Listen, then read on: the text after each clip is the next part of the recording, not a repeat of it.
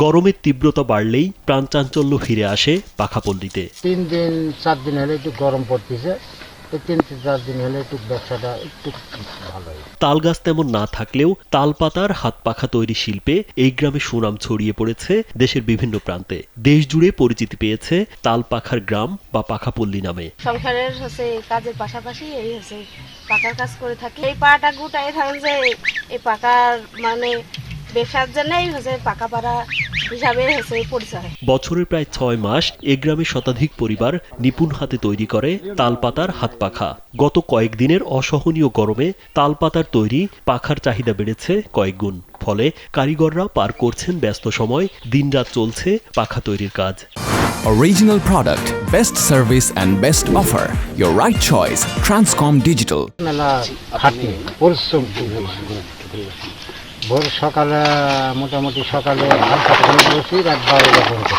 কারিগররা জানান, পাখা তৈরির প্রধান কাঁচামাল ডাগুর সহ তাল পাতা সংগ্রহ করা হয় উত্তরাঞ্চলের নওগাঁ ও চাঁপাইনবাবগঞ্জ থেকে। পৌষ মাসের শুরুতেই এসব পাতা আনা হয়। শীতের মধ্যে কোনো বেচা কিনা নাই। এই বৈশাখে থেকে আমরা গরম পড়েছে, এই কর্ম সকলাই মিলি করি।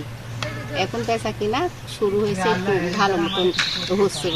প্রথমে পাতাগুলো গোল আকারে কেটে নেওয়া হয় সতর্কতার সঙ্গে। এরপর রোদে শুকিয়ে পানিতে ভিজিয়ে রাখতে হয় নির্দিষ্ট সময় পর্যন্ত।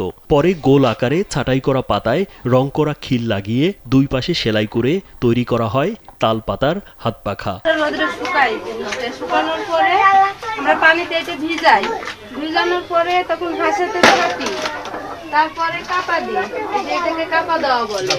গোল করার পরে তারপরে বাঁধা লাগে, সুতা কিল সুতা দিয়ে বাঁধা লাগে, বাঁধতে হয়।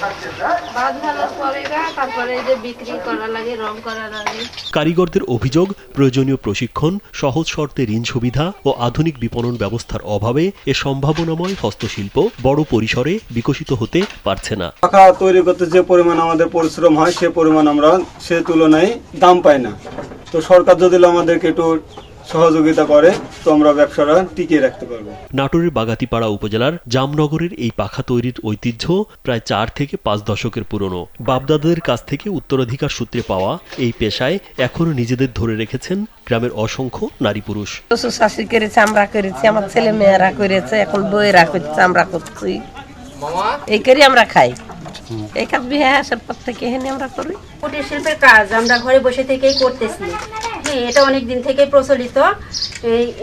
এটা এই কাজটার প্রতি সরকার যদি একটু কিছু অনুদান দেয় তাহলে হয়তো আমরা আরো অগ্রসর হতে পারবো। রাজীব বিশ্বাস, কালবেলা।